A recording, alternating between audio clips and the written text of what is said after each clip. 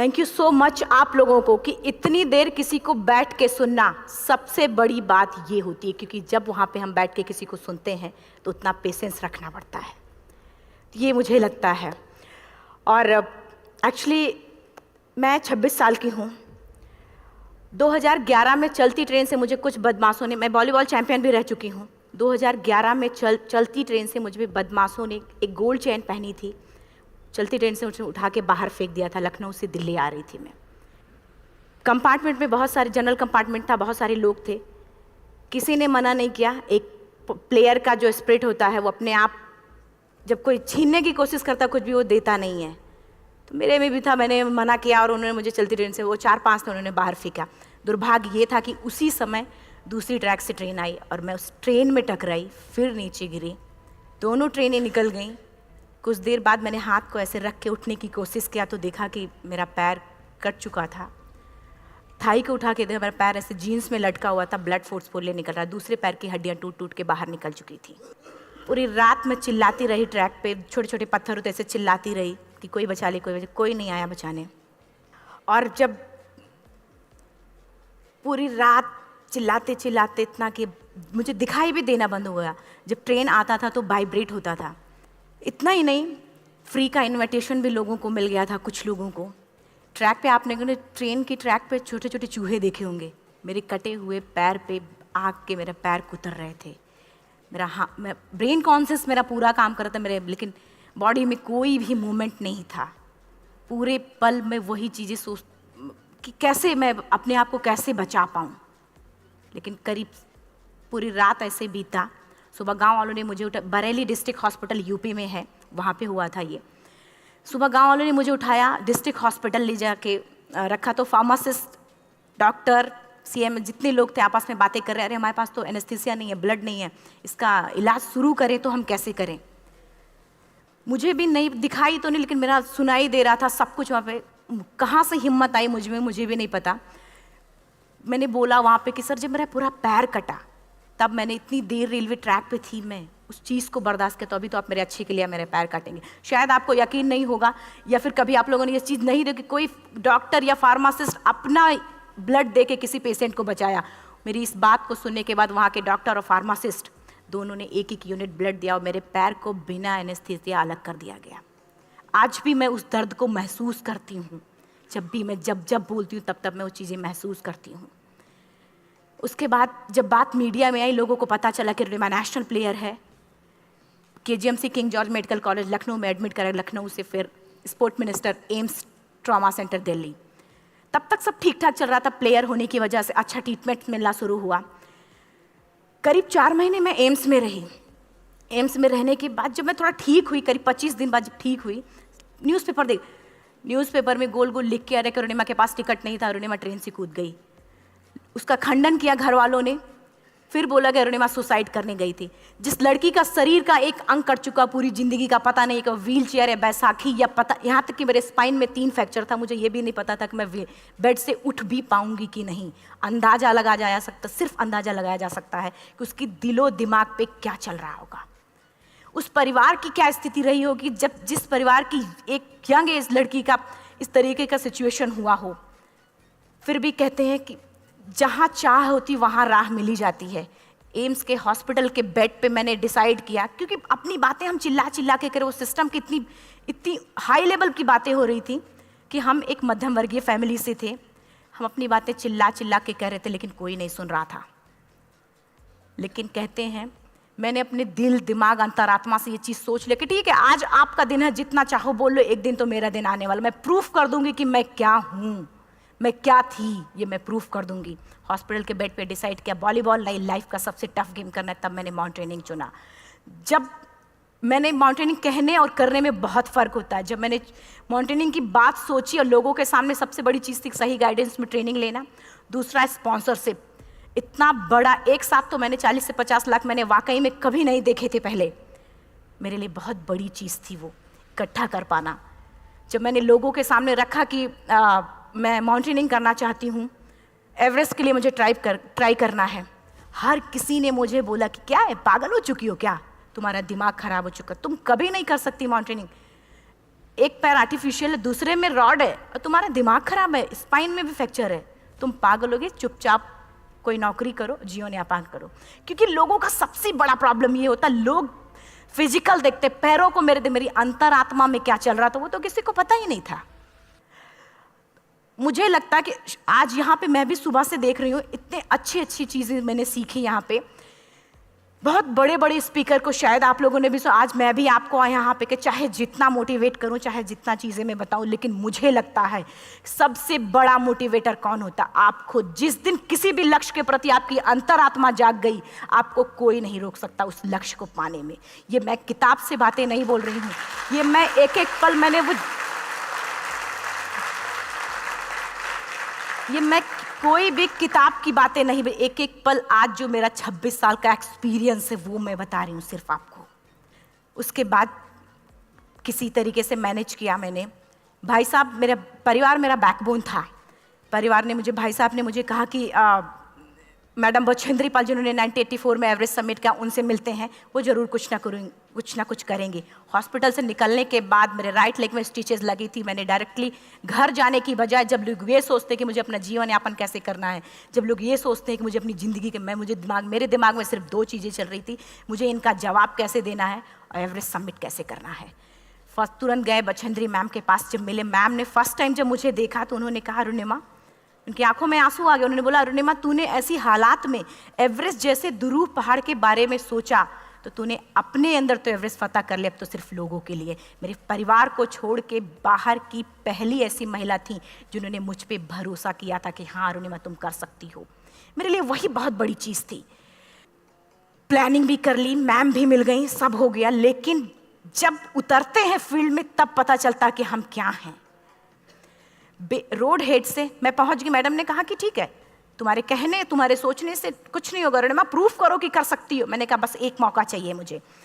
वाकई में जब मैं माउंटेन में पहुंची, रोड हेड से बेस कैंप लोगों को 2 मिनट लगता था, मुझे 3-3 घंटे लगते थे, क्योंकि मेरे राइट लेग की हड्डियां भी नहीं जुड़ी थी। लेफ्ट मेरा आर्टिफिशियल लग चुका था, लेकिन स्टंप एकदम रेड, उसका मतलब घाव एकदम नए थे। मैं अगर पैर रखती थी तो मेरे पैर से जोर से अगर दबा देती थी तो पैर से मेरे ब्लड आने लगता था। सारे लोग नॉर्मल थे वहाँ पे। हर कोई ये बोलता कि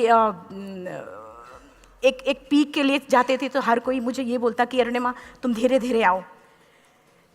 मेरे दिमाग में हर बार यही बात चलती थी कि क्या है, मैंने एवरेस्ट का प्लान किया, मैं इनके बराबर भी नहीं चल पा रही हूँ। खुद से संकल्प लिया कि कोई बात नहीं, एक दिन ऐसा आएगा कि मैं इनसे पहले जाऊँगी। और आपको शायद यकीन ना हो, आने वाले 8 महीने बाद पूरा का पूरा वेट उठा के बेस कैंप से साथ निकलते और टॉप पे पहले पहुंचते। ऐसे करके देखते थे कि अरे ये लोग तो पीछे। खुशी होती थी। उससे भी ज़्यादा मुझे खुशी तब होना शुरू हुआ जब वो सारे लोग आके मुझसे ये पूछते, मैडम खाते क्या हो, बता दो, पैर नहीं है फिर भी कैसे चलते हो। उसके बाद पूरा मुझे स्पॉन्सरशिप मिला। मैं जब एवरेस्ट के लिए गई, मेरे लिए सबसे बड़ा, एवरेस्ट की जर्नी में मेरे सबसे बड़ा चैलेंज यही था कि दूसरे को समझा पाना। मैं नहीं समझा पाती कि भाई मैं कर सकती हूँ। जब मैं एवरेस्ट के लिए गई, शेरपा होता, शेरपा को जब ये बात पता चला कि मेरा प्रोस्थेटिक लेग है, आर्टिफिशियल लेग है, दूसरे में रॉड, बोला नहीं ले जा सकता, इसकी वजह से तो मेरी भी जान जाएगी। मैडम ने, हमने सबने कन्विंस किया किसी तरीके से। मन वाकई में जो टीवी में हम और उसमें फोटोज़ में देखते हैं, ब्लू और ग्रीन आइस हिला देने वाला होता, जितना सुंदर दिखता उतना ही हिला देने वाला होता। जब मैं हमारे ग्रुप में 6 लोग थे, रॉकी एरिया तक मैं सबसे पहले थी, लेकिन जैसे ही मैं ग्रीन और ब्लू आइस में गई, मेरा आर्टिफिशियल लेग स्लिप कर जाता था। फ्रंट पॉइंटिंग से, जब मैं फ्रंट क्रैम्पोन से फ्रंट पॉइंटिंग मारती थी, लेफ्ट से पेन होता था तब भी करते, लेकिन आर्टिफिशियल जैसे फ्रंट पॉइंटिंग मूव हो जाता, मेरा पैर ही मूव हो जाता था। शेरपा मुझे बोला नहीं हो सकता अरुणिमा, ज़बरदस्ती मत करो। मैंने कहा कुछ नहीं, ये मेरा पैर है, मैं जानती हूँ कैसे चलेगा। फाइनली 1, 2 बार, 3 बार करने, 4 बार, 5 बार होल हो जाता था। आइस थोड़ा टूट के निकलता था तो मैं वहाँ पैर रख के जाती थी। कैंप 3 तक ठीक था, प्रॉपर एक्लेमेटाइज किया अपने आप। कैंप 3 तक जनरली गए। बात जब कैंप 3 के ऊपर की होती है, साउथ कोल समिट, अच्छे माउंटेनियर, अच्छे दिलेर के हौसले धरे के धरे तब रह जाते हैं जब अपनी आंखों के सामने किसी को मरता देखता है, और दिमाग में बात, जब जिसको डिसीजन मेकिंग, और जब दिमाग में बातें जब ये आने लगती हैं कि अरे जिस चीज़ के लिए हम जा रहे हैं उसी चीज़ के लिए आदमी मर रहा है, इसी चीज़ के लोग लिए मर चुके हैं। रात में क्लाइंबिंग, ज़्यादा से ज़्यादा माउंटेनिंग रात में की जाती है क्योंकि वेदर शांत होता है। जब मैं रात में निकली साउथ कोल से, कैंप 4 से, मेरी हेडलाइट जिधर ही हेडलाइट जा रही थी उधर ही डेड बॉडीज़ मुझे नज़र आ रही थी। मेरे रोंगटे खड़े हो रहे थे, मुझे समझ में नहीं आ रहा था कि मैं करूं तो क्या करूं। इतना ही नहीं, मैं जिस रोप में थी उसी रोप में जब मैं आगे जा रही हूं और एक बांग्लादेशी, उनका हाथ हल्का हल्का ऐसे हिल रहा, मुंह से आवाज़ आ रही थी। मैं एक्सप्लेन नहीं कर सकती मुझे कितना डर लग रहा था।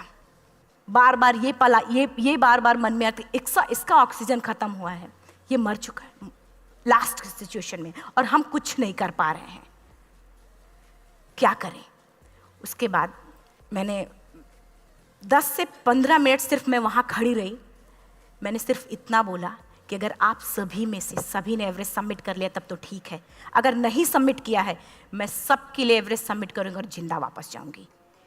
क्योंकि जैसा हम सोचते हैं हमारी बॉडी उसी तरीके से जनरेट करना शुरू करती है। मैंने डेड बॉडी, क्योंकि जा ही नहीं सकते थे किनारे से, उसी रोप में वो एंकर है, डेड बॉडी को लांगी और लांग के जाना शुरू किया। हिलेरी स्टेप साउथ समिट के करीब जब मैं खुद पहुंची, मेरे शेरपा ने एक जोर से झटका मुझे दिया कि अरुणिमा वापस चलो, तुम्हारा ऑक्सीजन खत्म हो रहा है। हिलेरी स्टेप के बाद एवरेस्ट समिट है, थोड़ा चलने के बाद एवरेस्ट समिट है। अगर कोई आपसे ये बोले, आप अपने टारगेट के इतने करीब हो, अगर कोई आपसे ये बोले कि अरुणिमा वापस चलो, कैसा लगता है? मैंने भी यही बोला, सर क्या बोल रहे हो आप, मैं नहीं जाऊंगी वापस। बोला अरुणिमा जिंदगी रही, दोबारा ट्राई करना और एवरेस्ट समिट हो जाएगा दोबारा तुम्हारा। मैंने कहा नहीं, ये आप जिंदगी में गोल्ड चांस बार बार नहीं आते, लाइफ में कभी कभी आता है, ये आपके ऊपर आता, आप उसको पकड़ के रखते हो या फिर छोड़ देते हो। मैं अपना गोल्ड चांस कभी नहीं, क्योंकि मैं जानती थी मुझे स्पॉन्सरशिप बहुत मुश्किल से मिला, एक बार अगर मैं छोड़ देती दोबारा मुझे कभी नहीं मिलता। मैं बहुत अच्छी तरीके से जानती थी। मेरा फाइनली मुझे बछेंद्री मैम ने भी एक बार बात समझाई थी, मेरी माँ ने मुझे एक बात बताया था कि लाइफ में कभी कभी सिचुएशन ऐसी आती है जब सिर्फ आप अकेले होते हो, डिसीजन सिर्फ आपको लेना होता है। जहाँ पे भी होना, खड़े होकर हल्का सा पीछे मुड़कर देखना और ये सोचना कि आप एक एक कदम चल के यहाँ तक पहुँचे हो, सिर्फ अपना एक कदम आगे बढ़ाना, तुम देखना कुछ देर बाद तुम टॉप पे होगी। मेरे दिमाग में उनकी बातें वीडियो की तरह चल रही थी और सिर्फ एवरेस्ट का टॉप चल रहा था। मैंने शेरपा को पहले कन्विंस करने की कोशिश की कि भाई चल, कुछ नहीं होगा भाई चल। फाइनली जब वो नहीं माना, मैंने एक कदम आगे बढ़ाया, डिसीजन लिया कि नहीं, जाना ही जाना है। आगे बढ़े, करीब 1 से 1.5 घंटे बाद मैं टॉप पे थी। और इतना ही नहीं, आज भी मैं जितनी बार बोलती हूँ उतनी बार मैं महसूस करती हूँ, मेरे रोंगटे खड़े हो जाते हैं, मेरा दोनों हाथ ऊपर करके जोर जोर चिल्लाने का मन कर रहा कि इतनी जोर से चिल्लाऊं कि सबको बता दूं कि आज मैं टॉप ऑफ द वर्ल्ड पे हूँ। उन लोगों को बता दूं जो लोग ये सोचते हैं, लड़की, दूसरे विकलांग, तीसरे मिडिल क्लास में, जो लोग एक बार हार के फिर दोबारा लड़ना नहीं चाहते, जो लोग हारने के बाद सोचते हैं कि हम दोबारा कुछ कर नहीं सकते, उन लोगों को मैं चिल्ला चिल्ला के टॉप से बताना चाहती थी कि नहीं, आप सब कुछ कर सकते हो। सिर्फ एक सोच की विकलांगता, हैंडीकैप आदमी यहाँ से होता है, यहाँ से नहीं। अगर यहाँ से जो आदमी विकलांग है तो नॉर्मल आदमी भी विकलांग है, जो अगर यहाँ से विकलांग है। चिल्ला चिल्ला के मैं बताना चाहती थी। मैंने शेरपा से कहा कि आप एक फ़ोटो खींच लो, क्योंकि सारे लोग फ़ोटो, अपना नेशनल फ्लैग का जो वैल्यू होती है ना, वो जो हम कहीं बाहर होते हैं तो पता चलता है। मुझे भी बहुत खुशी हो रही थी, फ्लैग को हग किया और बोला फ़ोटो खींचो। बोला पागल हो गई है, तेरा ऑक्सीजन कभी भी ख़त्म हो जाएगा, नीचे चल। नहीं, फ़ोटो खींच लो। फ़ोटो खींचा उसने। वो तो अगली बार इतना तेज गुस्सा हुआ, मैंने उसको बोला कि भाई वीडियो भी बना ले। 8848 की हाइट पे ऑक्सीजन खत्म हो रहा है, आज हम भी हंस रहे हैं आप लोगों के साथ क्योंकि यहाँ पूरा ऑक्सीजन है। और 8848 की हाइट पे जब मुझे शेरपा, कोई भी शेरपा को बोलेगा भाई वीडियो बना, तो परेशान हो जाएगा, पागल हो चुकी क्या, तुम मर जाए, यहाँ मैं जा रहा हूँ नीचे। मैंने कहा नहीं, कुछ नहीं होगा, आप बनाओ वीडियो। किसी तरीके से मन में 4-5 पेयर बैटरी रख के लेके गई कि डिस्पोजल कैमरा, एक अलग कैमरा, कि मतलब एक नहीं काम करेगा तो दूसरा करेगा, प्रॉपर प्लानिंग से। शायद आप लोग भी सोचो कि वाकई में लड़की को इतना बड़ा रिस्क लेने की क्या जरूरत थी, कि जिंदगी कभी भी जा सकती थी इसकी। लेकिन मैंने वो रिस्क लिया क्यों? क्योंकि मैं चाहती थी, कहीं ना कहीं से मेरे भी दिमाग में ये बात आ चुका था कि मैं जिंदा वापस ना जाऊं। मैं चाहती थी कि अगर मैं जिंदा ना जाऊं तो ये वीडियो मेरे इंडिया शेरपा से मैंने यही बात बोली, ये वीडियो अगर मैं जिंदा नहीं जाती हूँ, ये वीडियो मेरे इंडिया पहुँचा देना, मेरे यूथ तक चला जाएगा। क्योंकि मैं चाहती थी कि 11 अप्रैल 2011 को मेरा एक्सीडेंट हुआ, 21 मई 2013 10:55 पे मैं टॉप ऑफ द वर्ल्ड पे थी। ऑलमोस्ट 1 से 2 साल के अंदर कैसे यहाँ से मैंने ये चीज़, मैंने कभी भी कामयाब होने के, मेरी वो जिंदगी बन चुकी थी, मेरा जुनून बन चुका था, मेरा पैशन मेरा जिद बन चुका था। वो मेरा सोते उठते बैठते सिर्फ मुझे एवरेस्ट दिखाई जाए। और मुझे लगता है किसी को भी अगर अपना लक्ष्य पाना है, यहाँ से अगर वो पागलपन जब तक नहीं आएगा तब तक नहीं होगा। वो फाइनली उसने वीडियो बनाया। आप बोल रहे फटाफट रुनिमा नीचे भागो। जब मैं टॉप पे थी तो कुछ लोग और भी थे, लेकिन 10:55 पे मैंने एवरेस्ट समिट, 11 बजे के बाद अगर कोई अटैम्प्ट करने की कोशिश करता है उसको सुसाइड अटैम्प्ट बोलते हैं। जैसे ही मैं नीचे चलना शुरू की, मैंने कहा भाई हाँ चल नीचे चलते हैं। ज़्यादा से ज़्यादा मौतें नीचे आते वक्त होती हैं एवरेस्ट पे। जब मैं नीचे आ रही हूँ, थोड़ा दूर ही मैं नीचे चली थी, मेरा ऑक्सीजन पूरी तरीके से ख़त्म। सिर्फ अंदाज़ा लगाया सकता है कि जब ऑक्सीजन ख़त्म हुआ क्या परिस्थिति रही होगी। मैं ऐसे नीचे गिर गई और शेरपा मुझे बोला कि रुनिमा मुझे यकीन नहीं था कि तू एवरेस्ट सबमिट कर पाएगी, लेकिन फिर भी तूने किया। मैं चाहता हूँ कि रुनिमा जिंदा चल, तू वापस उठ, खड़ी हो। मुझे खड़ा करने की वो कोशिश कर रहा था बार बार, मैं खड़ी नहीं हो पा रही थी, वाकई में दम ही नहीं था। लेकिन फिर भी कहते हैं कि जैसे हमारे नियम होते हैं वैसे ऊपर वाले के भी नियम हैं। उसकी लिस्ट में जब मेरा नाम नहीं है तो वो मुझे नहीं ले जा सकता। अगर दूसरी चीज़, मेरा कॉन्सेप्ट एकदम क्लियर हो चुका था। जब रेलवे ट्रैक पे मैं थी, रेलवे ट्रैक पे 7 घंटे में पड़ी थी, 49 ट्रेन अप डाउन हुई थी, तो मेरा कॉन्सेप्ट एकदम क्लियर हो चुका था। इसका मतलब है कि ऊपर वाले ने अगर मुझे कुछ बचाया है तो कुछ ना कुछ इतिहास रचने के लिए बचाया है। मैंने पॉजिटिव तरीके से सोचा। और उसी समय एक ब्रिटिश क्लाइंबर नीचे से ऊपर आ रहा था और उसके पास 2 ऑक्सीजन, तो उसने एक को वहीं फेंका और दूसरे को लेके नीचे जाना शुरू किया क्योंकि वेदर ख़राब था। मेरा शेरपा मुझे एंकर किया और जाने लगा नीचे, और वो फटाफट उसको लेके आए, मुझे लगाया। उसने बोला रुनिमा तू बहुत लकी है कि तुझे यहाँ पे ऑक्सीजन मिला है। वाकई में ऊपर वाला भी चाहता है कि तू जिंदा रहे। वो मुझे बार बार लकी लकी बोल रहा था। शायद आप लोग में से भी कोई होगा कि जो लक और भाग्य जैसी चीज़ों पे यकीन करता हो, या पता नहीं भी। मैं किसी की भावनाओं को ठेस नहीं पहुंचाना चाहती, लेकिन मैं इन किसी भी चीज़ों पे भरोसा नहीं करती, क्योंकि मेरा मानना है कि लक भी उसी का साथ देता है जिसके अंदर जीतने का जज्बा है। अगर आपके अंदर जीतने का जज्बा नहीं है, चारों तरफ सिर्फ बहाने होते हैं, सिर्फ बहाने, इतना सारा एक्सक्यूज़ होता है। शायद मैं भी अगर वापस आ गई होती तो मैं बोल देती मेरा ऑक्सीजन खत्म है, कोई मुझसे पूछने ना बछेंद्री मन, ना मेरा परिवार, कोई भी मुझे पूछने नहीं आता। लेकिन क्या कभी मैं अपने आप को समझा पाती? कभी नहीं। फाइनली जो भी था, लक भाग्य किस्मत में नीचे आ रही थी, बहुत खुश थी। माउंटेन, डेड बॉडीज, मेरा शेरपा, ये लोग थे। मैं किसी से शेयर भी नहीं कर पा रही थी कि अरे मैंने एवरेस्ट सबमिट किया, किसी से शेयर भी नहीं कर पा रहे थे। फटाफट मैंने नीचे हील मार के, हमारे से हील मार के नीचे आ रहे थे। एकाएक मेरा प्रोस्थेटिक लेग, पूरा का पूरा लेग ही निकल गया। -60 डिग्री तक टेम्परेचर डाउन हो जाता है एवरेस्ट पे।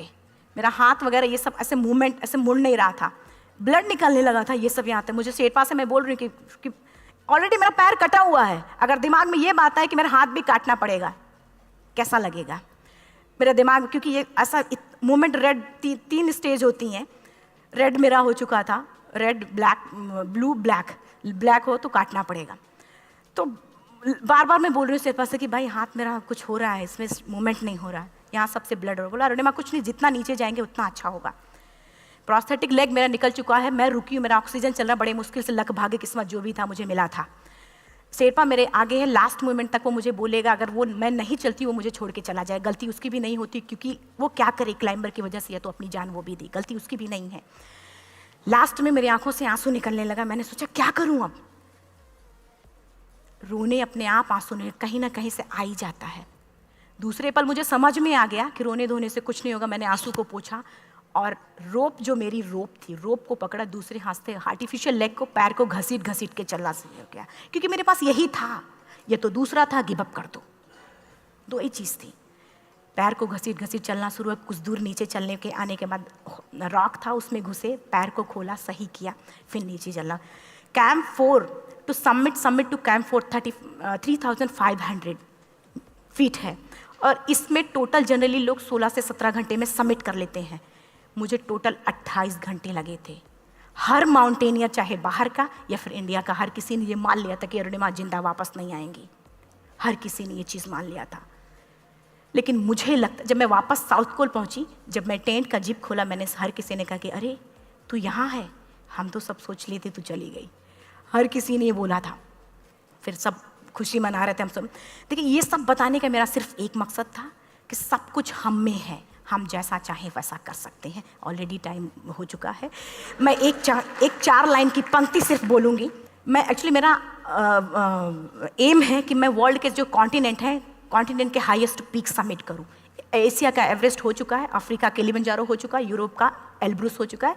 23 नवंबर को मैं जा रही हूँ ऑस्ट्रेलिया हाईएस्ट पीक के लिए। बस आप लोगों की गुड विशेस चाहिए। और 4 लाइन, अभी तो इस बाज की असली उड़ान बाकी है, अभी तो इस बाज की असली उड़ान बाकी है, अभी तो इस परिंदे का इम्तहान बाकी है, अभी अभी मैंने लांघा है समुद्रों को, अभी तो पूरा आसमान बाकी है। Thank you so much, thank you.